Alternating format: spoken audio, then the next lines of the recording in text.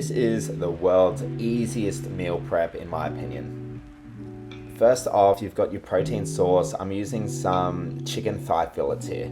Of course, I gotta do this gay thing where I'm cutting the chicken with no shirt on, or else you won't believe me that this meal plan actually works. This is the marinade that I've been using for a while now. It's really tasty. I always used to be afraid of using marinades with a high amount of sugar, but if you track it into your calories, you can still make it work. Another thing I do is always use spray oil instead of using olive oil, because you can add a ton of calories by adding oil to your pans and to your dishes. Then simply just fry it up.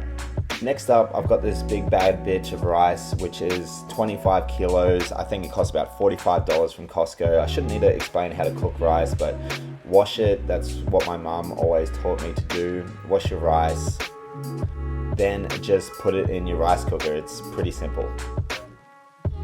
Next up, I've just got some green beans. You could use any green vegetable, and these celery sticks I put with my chicken.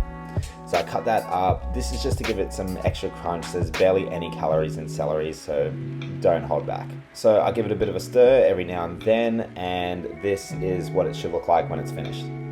So everything's been pretty simple so far. You simply cook your chicken, cook your rice, cook your veggies, but this is the part where most people seem to go off the rails and not weigh and track their food. If you're working towards some type of goal, especially fat loss, if you're not tracking and weighing your foods, you're simply not going to know how much food and how many calories you're actually consuming.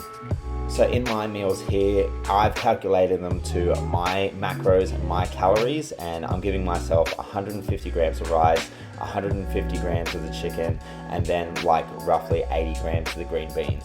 And that's gonna bring this container of food to about 520 calories. So yeah, that's one of my favorite meals to prepare. It tastes great, it's cost effective, and it's pretty good as far as calorie goes for the amount of food that you get to eat.